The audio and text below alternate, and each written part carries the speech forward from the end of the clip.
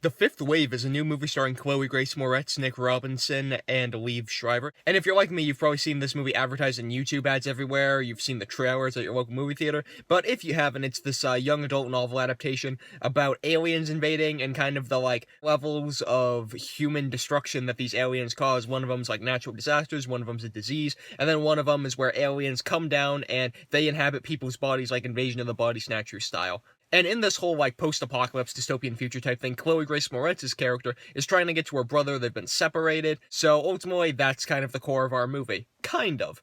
And I'm not a huge fan of, young adult novels being turned into movies. I'm not a huge fan of the Divergent movies. I'm not a huge fan of the Maze Runner movies. So I had kind of zero expectations walking into this. The trailers looked pretty cheesy. But I will say, there were parts of this movie that I liked. So being the optimist that I am, I will go through the parts that I liked before I go through the parts that I hated. For instance, Nick Robinson. He was the older brother in Jurassic World. He was also in this little movie called The Kings of Summer. And he's the male lead in this movie for the most part. He kind of has his own side story. He's with Chloe Grace Moretz's brother at this military facility.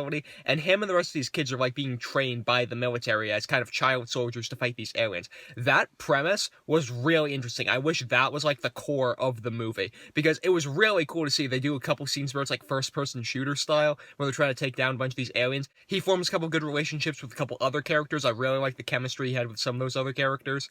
And he was ultimately the character that you could relate to more. Also, another good thing in this movie, the story.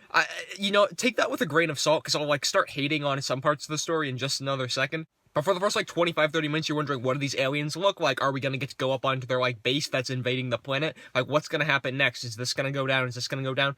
And though the story was cool, there were definitely a lot of predictable points in the movie. You know the movie's going from step A to step B to step C. And you kind of know some of the twists that they throw at you. There were a couple I'm I guess that's kind of original. For the most part, though, I was intrigued by the general premise of it. It was not as cheesy as the trailers made it out to be. That being said, there were other parts of this movie, though, that just fell apart, kind of took the movie down a peg.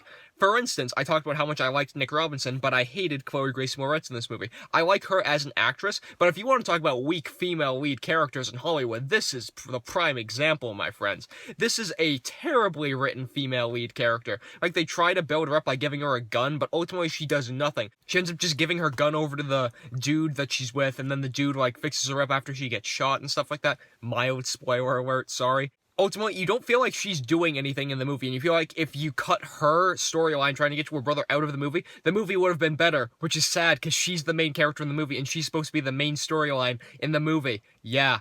And oh my god, the romance in this movie. The romance is terrible, because they try to set up Chloe Grace Moretz's character with this dude who looks like he's 28 and she's 16. He has a full-grown beard. You see him in the trailers. It's awful. And other than the actual romance being awful, it makes no sense either. This is the shadiest dude ever who just finds this girl in the middle of the woods, and then there's kind of sparks, but then he gives her no reason to trust him whatsoever.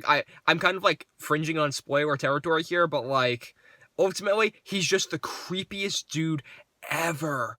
No girl should trust this guy whatsoever. He's just this creep, and he keeps acting creepy, but for some reason, Chloe Grace Moretz keeps being attracted to him. It makes no sense. So the romance just drags the movie down. Like I said, I enjoyed the military storyline. I didn't enjoy the romance whatsoever. I did not like Chloe Grace Moretz as a lead. I thought that the directing was pretty off, too. This movie felt kind of like it was an MTV series. Not a sci-fi series, not a CW series, but an MTV sci-fi series. And I think that this premise could have flourished if it was at MTV and it was a series there, because it definitely felt MTV-ish. Guys, I'll say this. There were parts that I liked about the movie. This is one of the better, bad young adult novel adaptations, but that doesn't change the fact that it's still bad.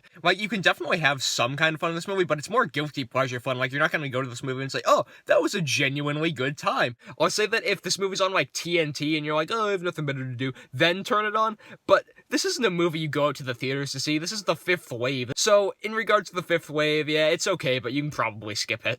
So guys, those are my thoughts on The Fifth Wave. If you want to see more posts from me, you can subscribe to this YouTube channel. I'll put an annotation right there for that. You guys can go over to mymoviethoughts.com for more written posts from me. You guys can follow me on Twitter. I am at John M. Hayeck. Links to all those in the description below. And as always, thank you guys so much for watching.